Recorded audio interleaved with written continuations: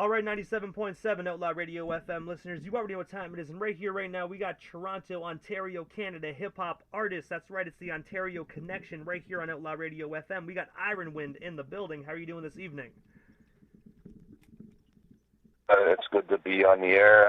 Hope everyone's doing well. How's yourself? Doing pretty good, man. Just enjoying my Tuesday night. Interviewing some of the best Canadian hip hop artists right here, man. You already know how it goes. Yeah, man, for sure. But I know you're a busy guy, Aaron, so I'm going to dive right into this interview, man. But I want to take you back to the beginning of your amazing career this far, and I have to ask, man, what originally inspired you to pursue a career within the music industry initially? Well, I date back to I would probably say decades now, because it's back in the day I started out as a beatbox artist. I was like 12 years old, and I just kind of started learning how to beatbox and whatnot. And then as the time went by, I kind of got into doing talent shows and things like that, and and then I got to the point where I started getting really good at beatboxing, and then I started getting asked to do I got on some television stuff and just media, and started doing more bigger shows and stuff like that as a beatbox artist. I used to go by Scratch Cat. That was my handle back then. I don't know if you might know that or not, but a lot of people in Toronto know me as Scratch Cat from years ago. And then kind of around high school, I ended up started to get into hip hop and stuff. And this is around the time when Wu-Tang first came out, and that's when I fell in love with hip hop and the culture and everything. Started to listen to more different artists as well. But Wu-Tang was what kind of got my attention to the art form, right? And also as well, man, on February 14th, of 2014, you actually released the album titled Bloodwind. I was wondering if you can actually tell our listeners a bit more about this amazing 13-track album. And of course, is it actually still available to be streamed or purchased today? Yeah, it's on my Spotify. You can stream it if you just follow me on Spotify. That album should be there. And then, yeah, that album, man, I was just kind of that was in the beginning stages of when I was working with a lot of Protect Your Neck. I was in the process of being signed to Protect Your Neck Records as an artist, and that was my first project. But that was the one that they didn't release under their label. It was kind of my blueprint sort of deal, and they kind of they listened to that, and they wanted me to do a whole new album under their label, which I did, which is Storm of the Century. So what happened was Bloodwind was kind of opened the doors for Storm of the Century, and then Warrior Inside, and so on. So, but with Bloodwind, I was able to work with some cool, some really good artists from a lot of Wu-Tang affiliates and stuff, like Young Dirty Bastard and Menace O.B.Easy and just to name a few, right? Crumb Snatcher, if I remember. I mean, that's an old album, so I'm just trying to jog my memory on, who's on it. But yeah, man, it was a fun album to do. Mind you, my skill level wasn't isn't where it is, nowhere near where it is now, right? But it was still dope. And also, while we're actually on the topic of Bloodwind, you have also had the opportunity to collaborate with Young Dirty Bastard on the song Dirty Weaponry. I was wondering, how did yourself and YDB get connected? And of course, what was it like just having him on your particular project?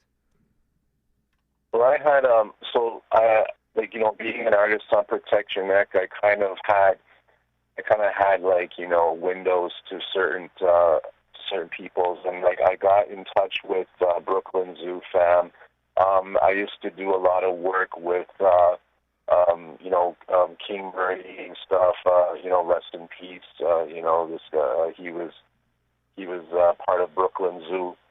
And then I kind of he's the one that kind of got me in touch with Young Dirty Bastard, and just on the strength of who I knew and stuff, I was able to get Young Dirty Bastard for a reasonable rate.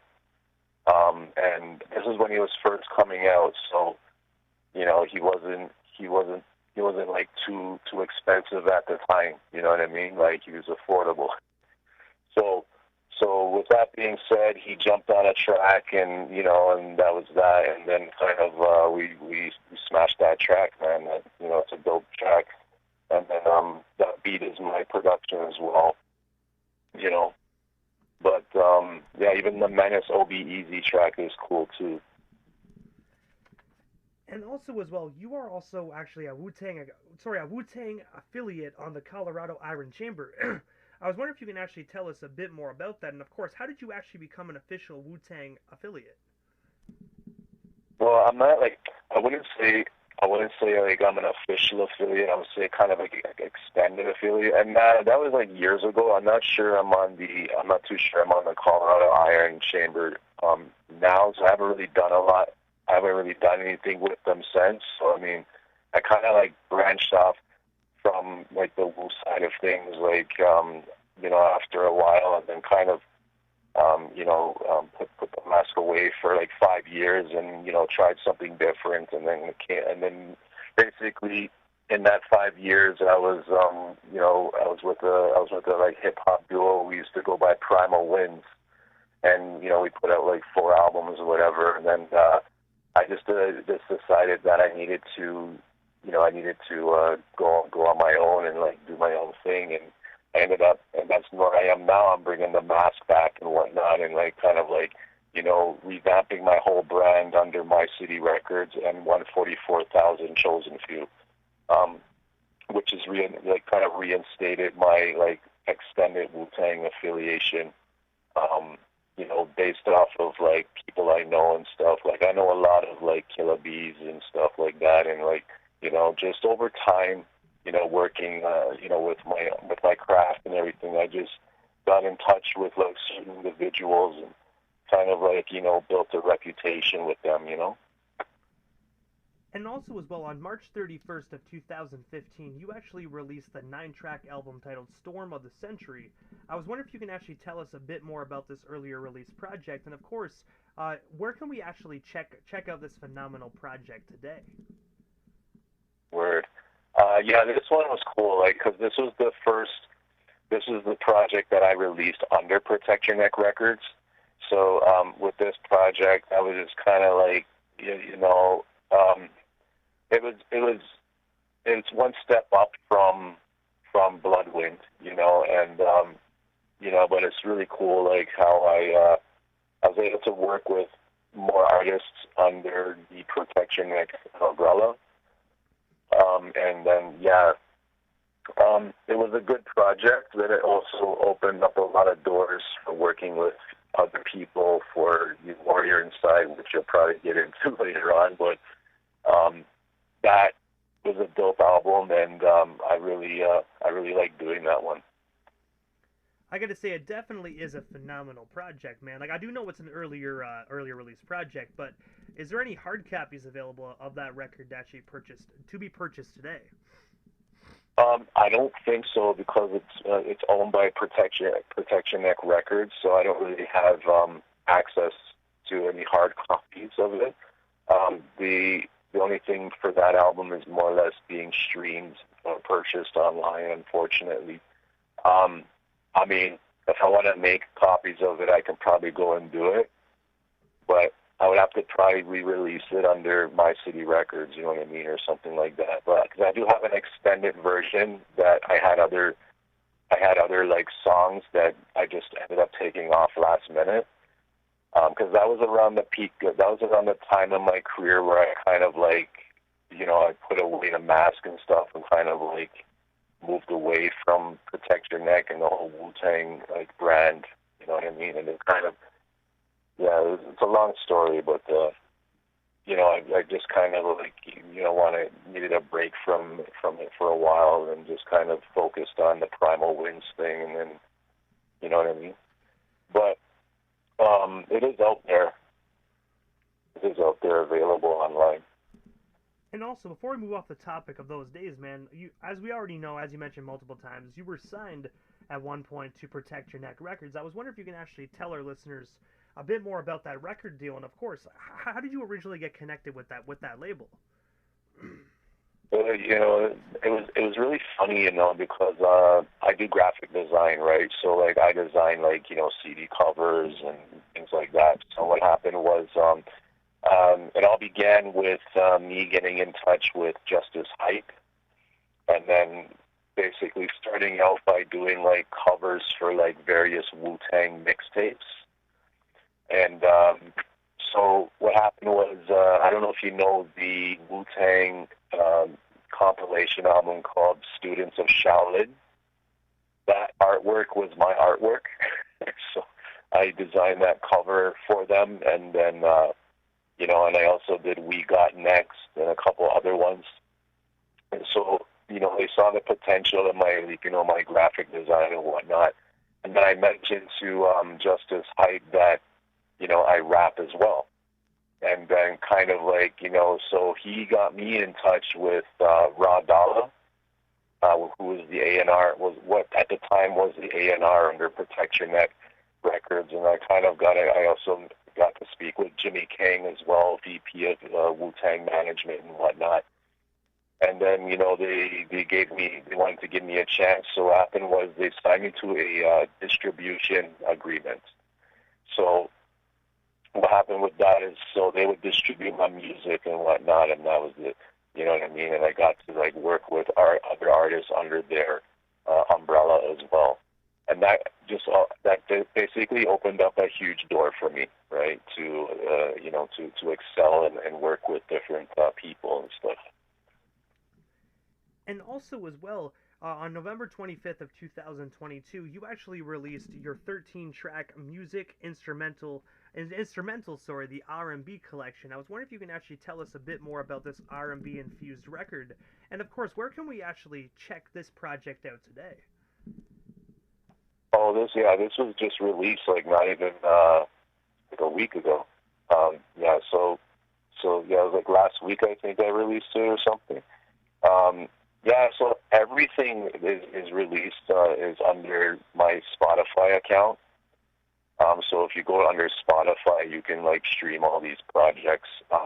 Because I'm a producer as well, so I produce beats and whatnot. So I decided to kind of start putting out a couple beat tapes. I started out with my hip hop one. I started out with my hip hop, volume 1. And then, then after that, it was around Halloween time, so I wanted to come out with a Stranger Things type instrumental project, which was a retro wave style 80s nostalgic, type B album, right? And then after that, then this one came out. So this one is the R&B collection. This one is, I wanted to show people that I also make R&B music, and to be actually really funny is that I started just not long ago producing house music. So be on the lookout for an instrumental house album pretty real soon. So I'm trying to dive into different genres as well, and as a producer. And also as well, just a few days ago, you actually had the opportunity to actually take the stage at the We Stay Woke 5th Annual Toy Drive, where you actually had the opportunity to perform some new music as well. I was wondering if you can actually tell us a bit more about that event, and of course, if individuals didn't get the opportunity to attend, is there still a way they can donate to this amazing charitable toy drive? Oh, of course, man. It was such a great event, man. I give nothing but love and respect to We Stay Woke Network. Those guys, they did an amazing job, putting this event together, and the amount that the amount of toys that were donated and everything, and the money raised is just phenomenal. Getting to perform there, I wanted to perform Heroes for the first time, it being a clean song that wasn't, overbearing. So, because most of my stuff on this new album is kind of cutthroat. So, I wanted to, perform this track because it has a meaning to me. It's the track that I did after my mom passed, like last year. So it was the first time performing it. So I was like, trying to hold back, the emotion and trying to keep myself, professional on stage and whatnot, and not try to tear up and stuff. But I got through it. It was a great performance, and I'm probably gonna do it again this Saturday at the Secret Sauce Showcase as well. This is a track that really needs to be heard by people that have experienced loss in some way or another, and it really helps me to cope, and I'm sure it'll help everyone else too as well. For donations, I'm sure they can hit up We Stay Woke, and they can provide that information, or I'm sure you can go just CTV Toy Mountain or Salvation Army, and I'm sure there's locations you can just drop toys off and stuff like that, or donations or whatnot. But yeah, that's basically what I think of their event, man. It was really awesome. And also, as well, you actually have an unreleased joint that you actually sent in to be played tonight by the name of Ready to Fight. I was wondering if you can actually tell our listeners what can they expect when they hear this brand new unreleased Iron Wind track momentarily here on the Canadian FM dial. So this one I really like because it has this Wu-Tang-esque, dark, grimy, approach, but then becomes more of a club banger during the hook, when when Tanya G, one of the singers on My City Records, she's on this track and she sings the hook, and it just kind of makes this track so unique because of the way the beat is, and then, I wanted to have something besides scratches and, your generic, turntable scratches or beatbox scratches or whatever. Because I do the beatbox scratches on my album quite a lot. So you'll hear that as you listen to my album once it comes out. I have a lot of vocal cuts because I'm trying to bring back my beatboxing element into some things. But for this song in particular, I wanted to have a singer, so I reached out to Tanya G, and she's really talented, and she basically destroys everything that she touches. So it's an amazing song. I hope y'all like it. This is just kind of bringing back that boom bap Wu-Tang, and it's also produced by Bo Fat, a producer from overseas. Really talented dude. Produces a lot of stuff for a lot of Wu-Tang affiliates, and he's actually Tayomo Denku's in-house producer from Cypher Den Music. So I was really fortunate to get him on my album as a producer. And I have to ask, man, what is next for yourself, Iron Wind, man? Is there anything we happen to miss during tonight's broadcast? Anything else you do still want to talk about or promote? Well, we still got you here live on 97.7 FM this evening. Well, aside from, my comeback album, coming out, probably at some point next year, I'm going to be shooting a few videos. Before that, I got a lot of videos in the works to be done. Because visuals are always good, and I don't know if anyone hasn't seen my Razor Sharp video, I recommend you do so, because this takes you back to those Akira Kurosawa style of samurai movies. It's all black and white, and I dress completely like a Ronin, from head to toe. And it's shot so beautifully by Prince Beats Media. He kills it with the editing and the shooting and stuff. So you guys have to check that out. It's on YouTube. It's called Razor Sharp. So you just have to search Iron Wind and then Razor Sharp, and it should come up. But yeah, that's basically what I'm doing right now is just some music videos and just preparing for the album. I'm gonna probably set up an album release party for next year at some point. But yeah, other than that, I'm gonna be doing some more collabs with the 144,000 Chosen Few, and also some more collabs with My City Records.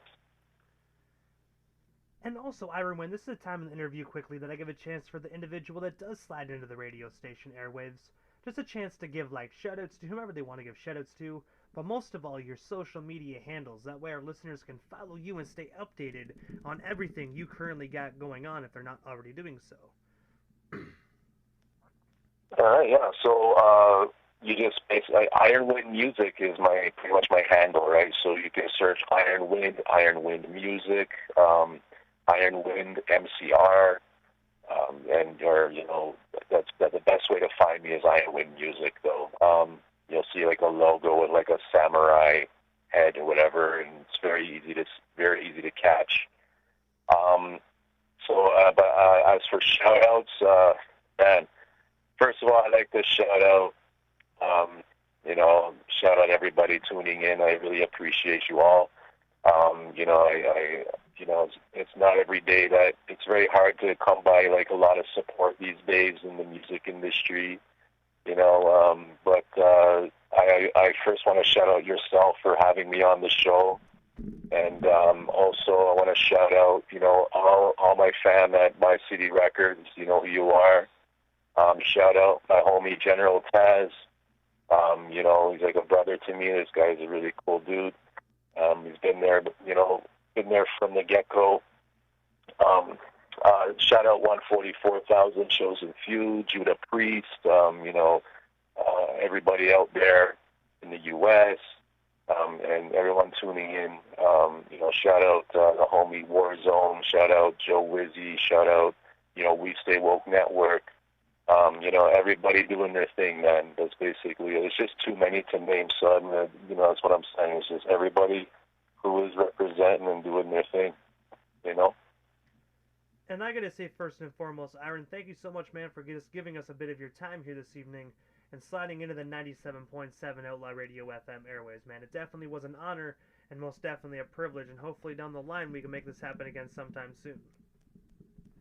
Sounds good, man. I really appreciate it. Yeah, like once the album is closer to its release date, I'd love to come on and talk more about it, and probably give you some more tracks to spin as well. Hey, most definitely. Sounds like a plan, man. Definitely hit me up. We can make that happen, man. But for now, definitely have yourself a phenomenal Tuesday night. Same to you, and bless up, and God bless everybody.